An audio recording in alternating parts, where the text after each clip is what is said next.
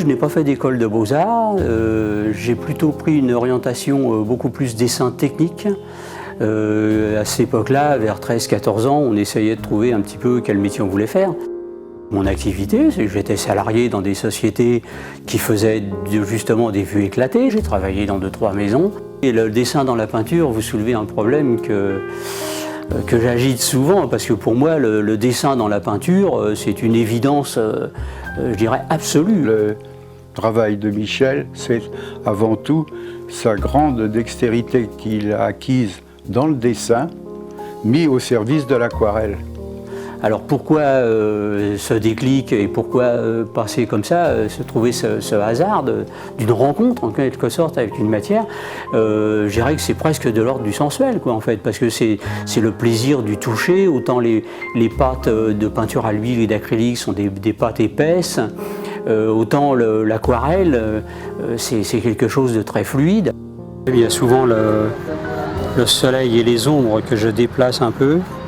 Parce qu'à certaines heures, quand je travaille, c'est pas la meilleure heure par rapport à un lieu donné.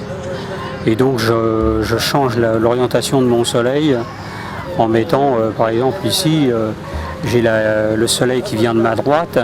Or tout ça c'est à l'ombre forcément puisque le soleil n'éclaire pas. Or là je vais plutôt faire l'inverse. L'événement le plus marquant dans la carrière de Michel, c'est lorsqu'il a reçu le prix Bastien-Lepage qui se déroulait sous la coupole de l'Institut. L'idée du carnet de voyage, c'est pas une idée qui vient comme ça, elle est venue après d'autres choses, c'est un petit peu des concours de circonstances. C'est parce que quelqu'un m'a proposé un jour de faire des cours, de donner des cours, de prendre sa succession, que j'ai accepté parce que c'était toujours intéressant de tenter une expérience comme celle-là, et puis c'est bien aussi de transmettre. Alors il y a juste une petite partie qui est à l'ombre. Toutes les maisons sont au soleil.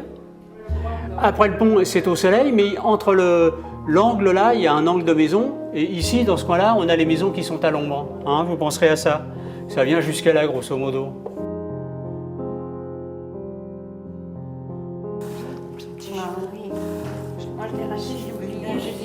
Donc j'ai donné ces cours, ce qui fait que de ces cours, on a su que ça marchait bien et on m'a proposé d'animer des stages l'été. Donc je suis parti avec des élèves en stage en province, les très légèrement en dessous.